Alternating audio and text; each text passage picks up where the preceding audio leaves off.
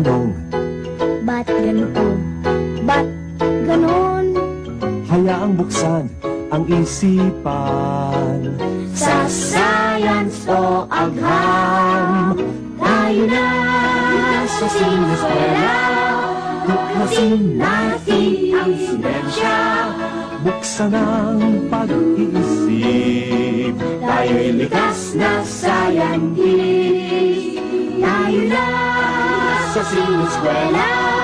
Tuklasin natin ang siyensya. Kinabukasan ng ating bayan, siguradong makakamtan.